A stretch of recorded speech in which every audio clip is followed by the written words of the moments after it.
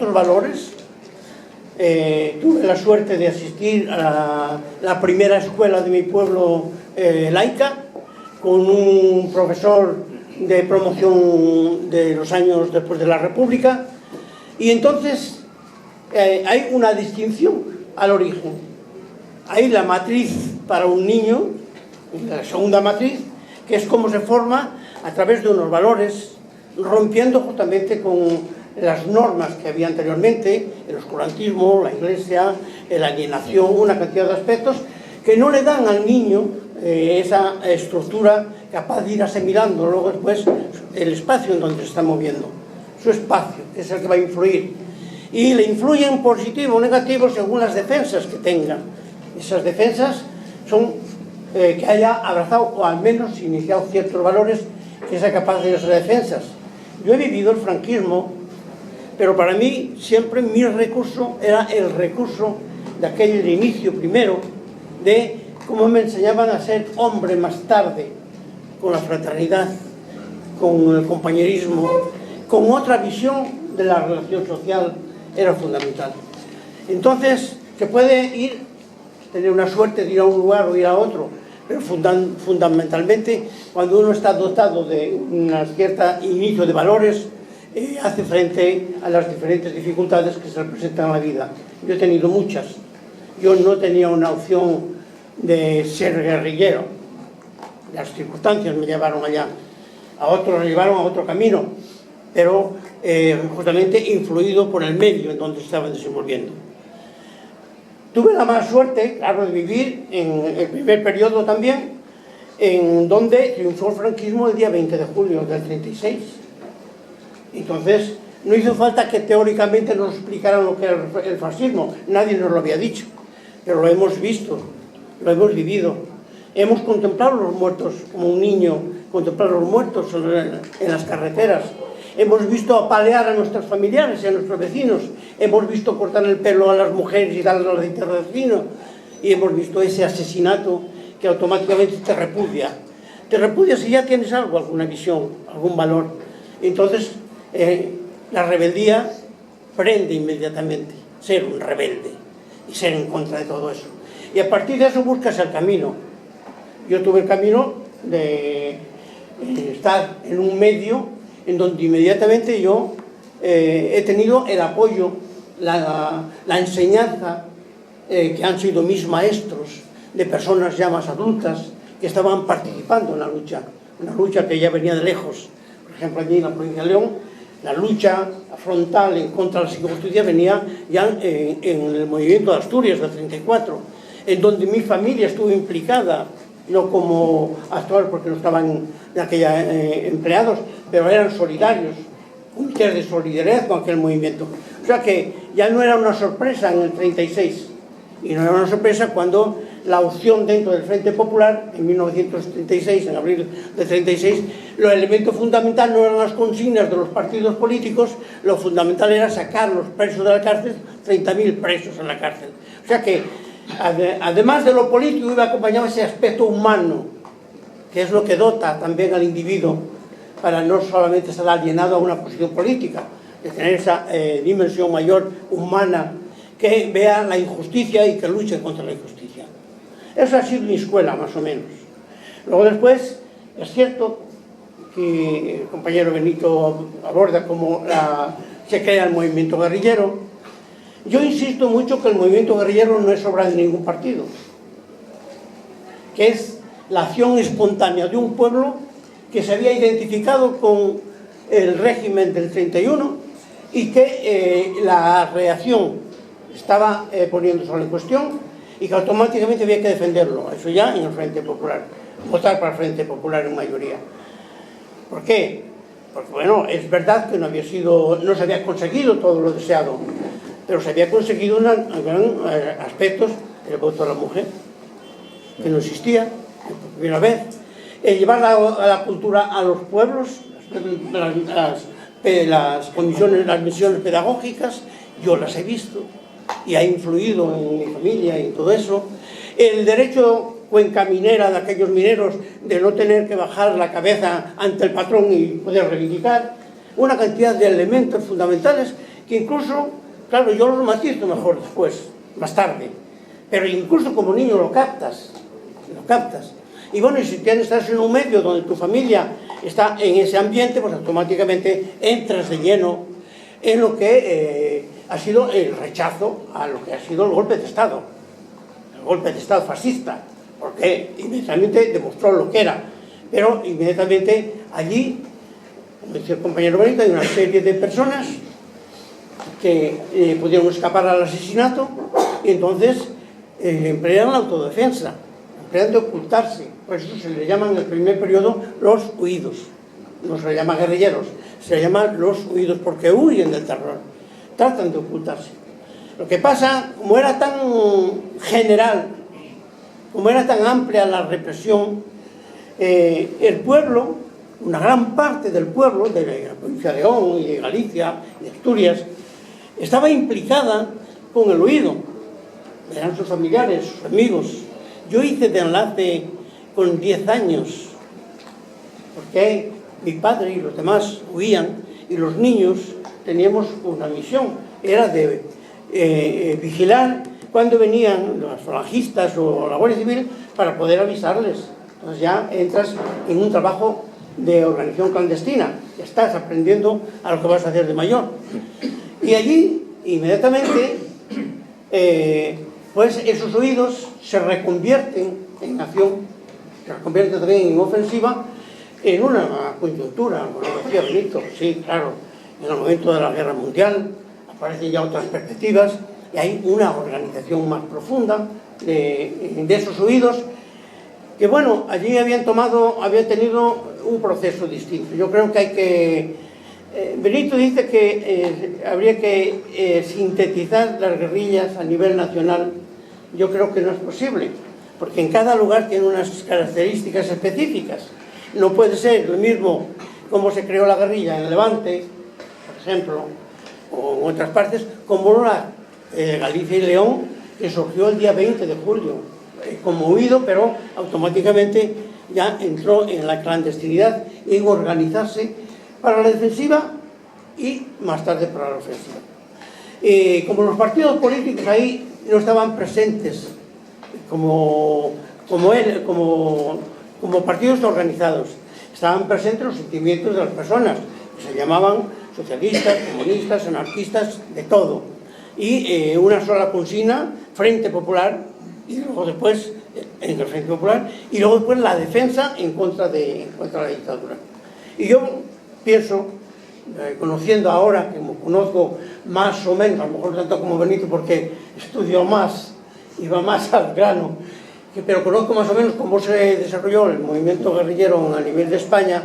Yo digo, es muy necesario, yo recomendaría a los historiadores, a los estudiosos, que la historia local da mucho más elementos de realismo de lo que se ha pasado que lo genérico. ¿Por qué? Porque hay el testimonio, hay quien lo ha vivido, hay quien a lo mejor no es capaz de escribirlo, pero sí de contarlo. La historia oral me parece que es muy importante. Aquí se hizo muy tarde por las circunstancias para hacer un buen trabajo de historia oral, porque, bueno, una cantidad de factores han intervenido para que estemos todavía, 40 años más tarde de la muerte del dictador, reivindicando de que era un dictador y que, bueno, hay que reconocer a las víctimas. Eso no conozco ningún pueblo, ningún país que pase lo que está pasando en España. Entonces, hemos quedado, como decía el caudillo, atados y bien atados, que todavía no nos han desatado. Todavía no hemos resuelto un problema que es un problema de una tragedia. Una tragedia mucho por los sacrificios, por los crímenes de lesa humanidad que se han cometido, pero también por la cultura. Tenemos una cultura mediatizada por el miedo, todavía perdura el miedo de aquello. No somos una sociedad liberada todavía, y menos democrática, pero no liberada. ¿Por qué? Tenemos miedo a hablar de nuestros orígenes, de nuestro pasado, de lo que fueron nuestros padres, lo que hemos heredado, que el miedo no creo que es una buena herencia. Lo que hace falta es heredar la dignidad, los valores, algo que te haga ser actor en la vida, en la sociedad. Y eso, desgraciadamente, todavía estamos en eso. Por eso yo quiero, sobre todo, insistir sobre que el ayer hay que vincularlo con el presente, porque si no, no nos sirve. Porque a qué nos sirve ahora mortificarnos sobre el pasado si no tiene una adaptación para el presente, a dar una solución al presente. O sea que hay que usar el vínculo, pensar el pasado como experiencia y ser capaces de encontrar una alternativa en el presente que estamos. Perdonad.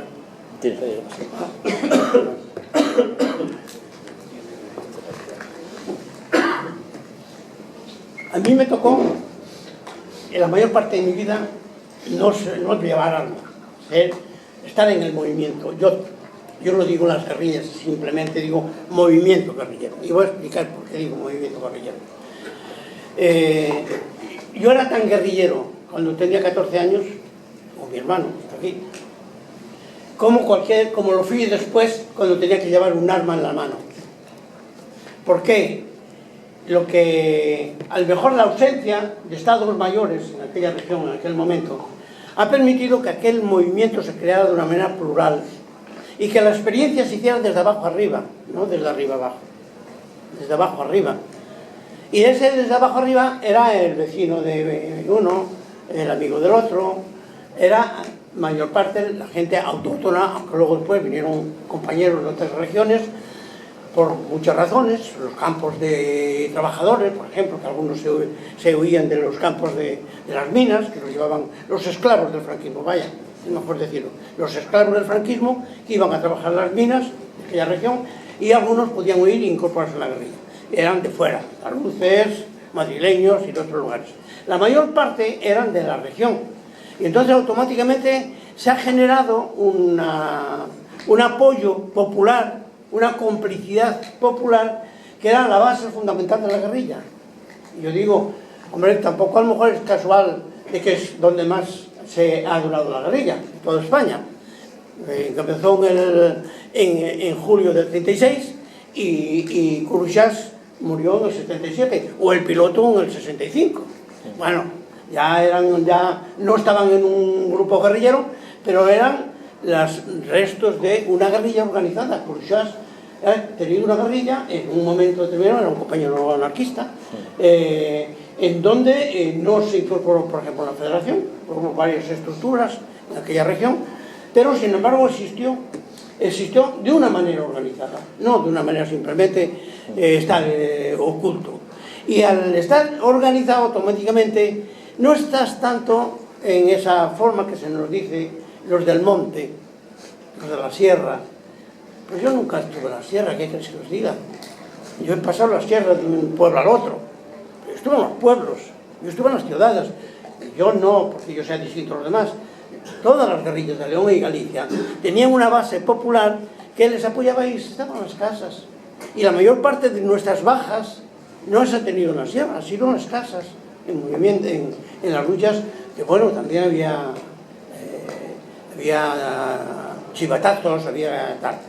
Entonces, bueno, por eso yo pienso de que es bueno de que en cada región con las características un solo objetivo, es verdad que tenemos el mismo objetivo, la misma finalidad, acabar con el franquismo y restaurar la libertad, pero sin embargo las condiciones no eran las mismas, sino un lugar que eran otro, y la base popular no era la misma. Venir de Francia y no conocer a nadie, como ser el hijo de la casa de tal y el hermano del otro, que te están apoyando, que son enlaces, porque eso es lo que más tarde muchos, como yo, vino a ser guerrillero. Si no hubieras ido por esa complicidad, no llegabas a ser guerrillero. Entonces llegas por eso.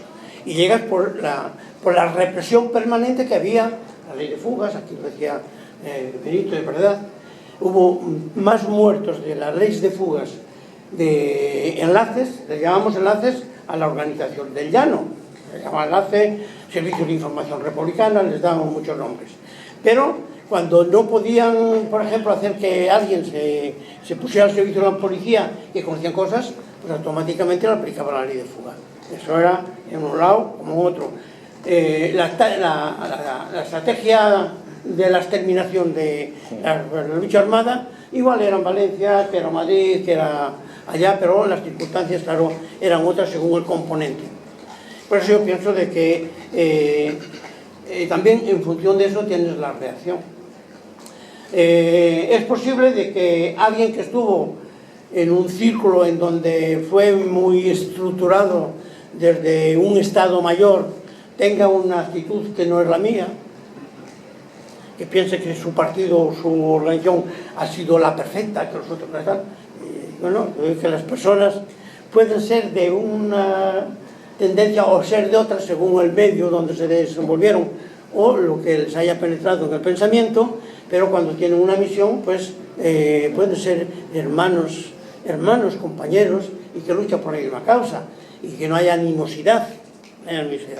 Lo que pasa es que yo pienso que en la política todo el mundo trata de arrimar el ascua a sus sardinas, y hay mucho oportunismo en política, y cada uno quiere apuntarse los tantos.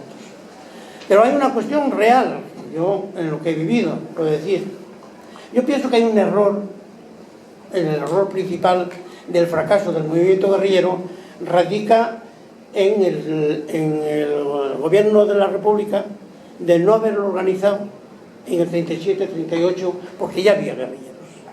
Había guerrilleros en Asturias, en León, en Galicia. En la parte franquista había ya gente guerrillera, además que tenían experiencia de lucha, porque cuando cayó Asturias en el 37 habían tenido 2 años de frente, de lucha.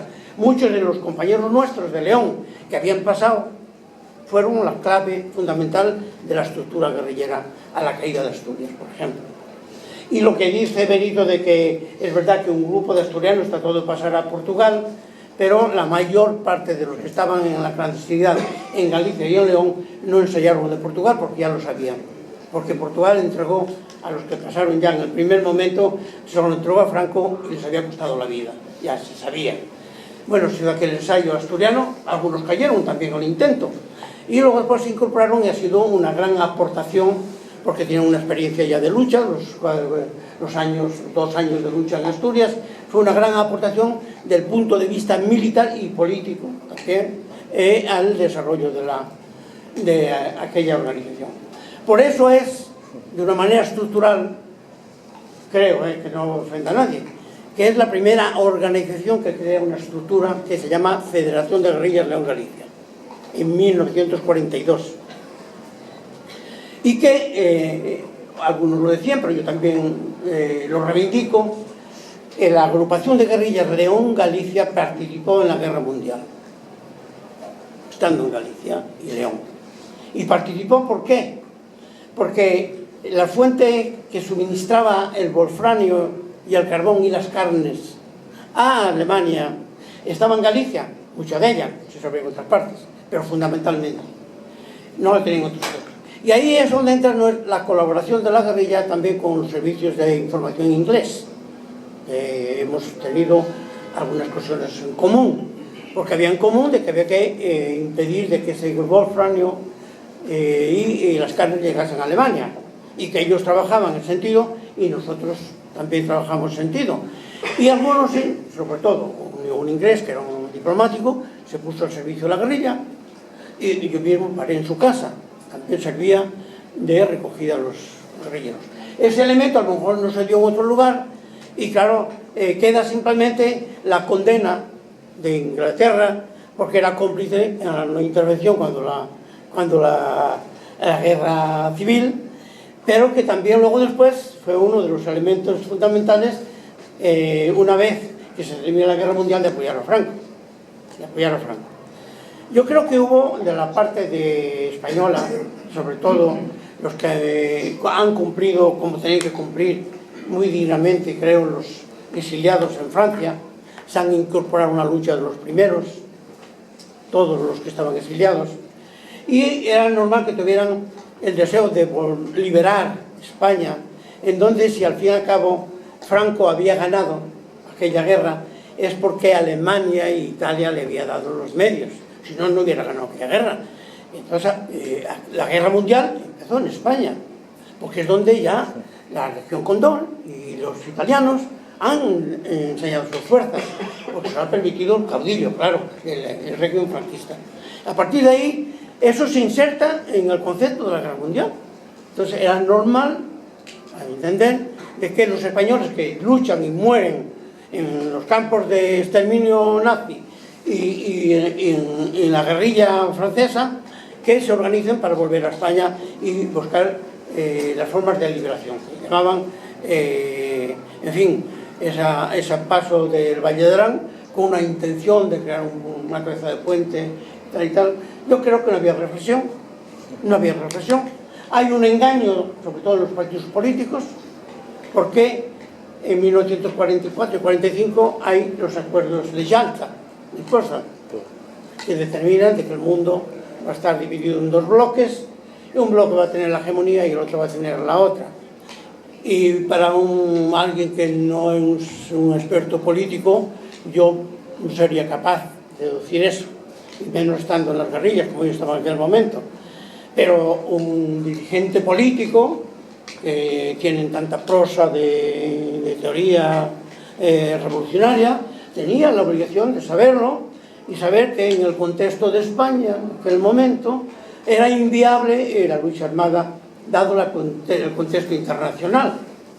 Entonces nosotros éramos víctimas doblemente, porque estábamos ahí, porque ni sabíamos que había Yalta y Potsdam, ni acuerdos, y automáticamente éramos carne de cañón del franquismo y de la estrategia occidental, que le interesaba exterminar todo síntoma de resistencia en España, porque ellos estaban en otra política, en la política universal. Ese es el problema. Bueno, yo todos esos cálculos los hago más ahora, ¿no? Cuando he tenido un gran periodo de reflexión y de estudio también. En aquel momento me era más difícil, pero poco a poco fui esbozando los factores que han contribuido a de que yo no solamente he sido víctima, soy víctima como ciudadano español, menos víctima que los campañaros que han muerto.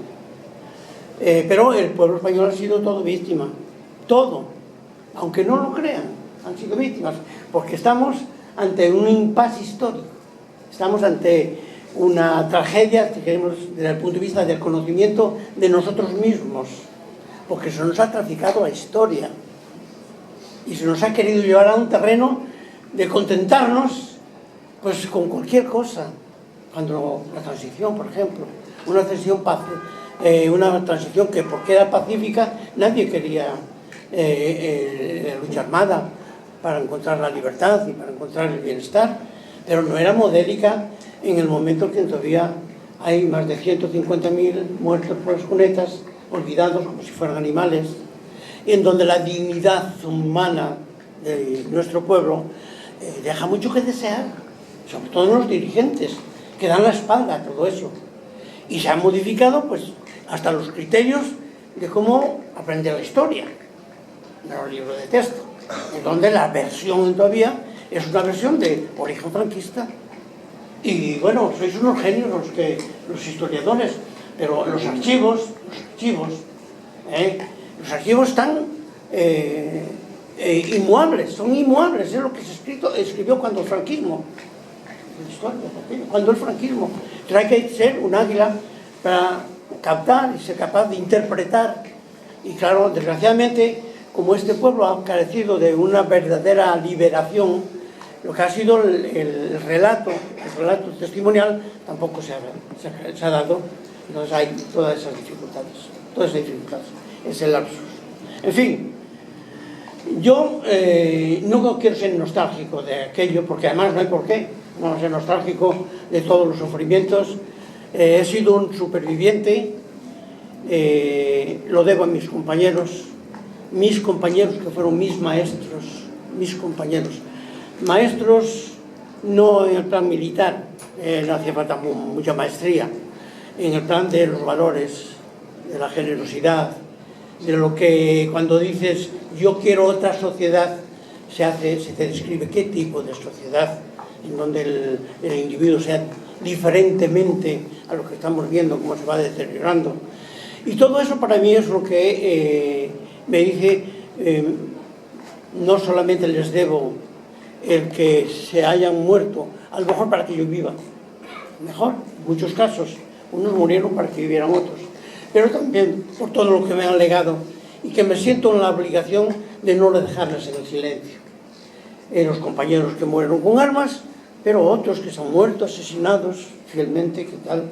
Y otros que quedaron mudos por la tortura y el sufrimiento, y han quedado mudos, y nadie les fue a ofrecer una terapia que pudieran hablar.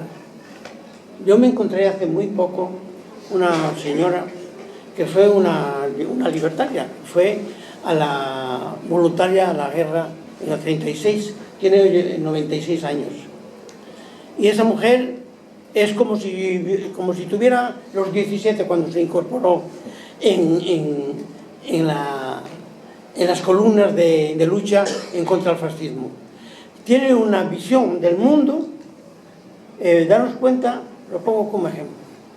A ella ha vuelto del exilio y le nombran en su pueblo la presidenta del club, que le llaman el club, donde se reúnen los mayores y la gente.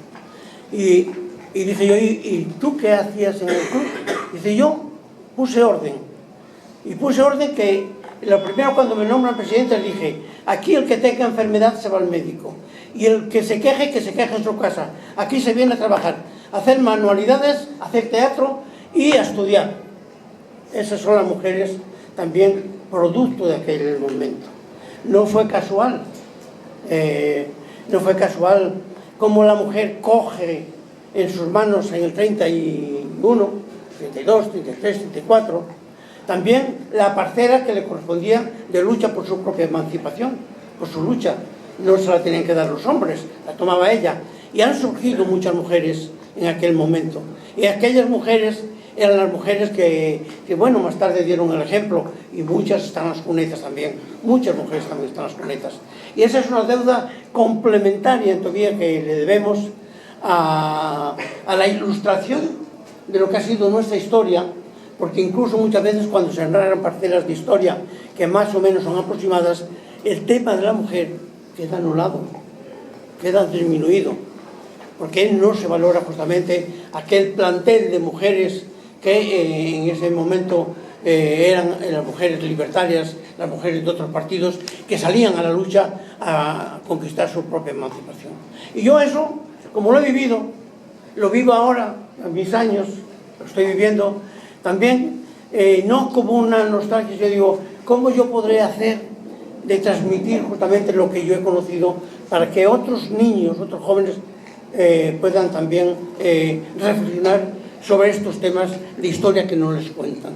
Yo voy a los institutos, bastante, en Galicia, en León, en la parte de Levante, y me gusta mucho porque ahí descubres el meollo de la cuestión, que los propios profesores se ven incapacitados de poder transmitirle una historia objetiva, porque los libros de texto no están contemplados, y ellos tienen peligro, según quien es el director, de no lanzarse mucho, aunque lo hacen muchas veces, para poder también intervenir en no ver a la letra simplemente el libro de texto, no introducir algunos elementos. Y si yo voy, u otros compañeros que también fueron, se sirven de nosotros justamente para ese trabajo. Me parece que es ser útil a la sociedad en ese sentido. O sea que, bueno, yo también no quiero cansaros mucho, me parece que la gente tiene que hablar, preguntar, pero fundamentalmente quiero ofrecer a ser el combatiente del presente, sobre todo. Muchas gracias.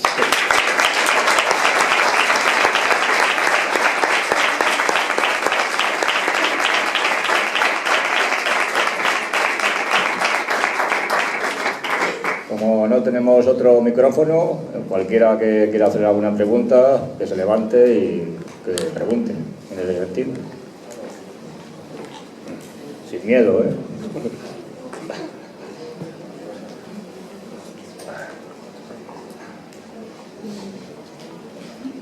No vamos a contestar nada.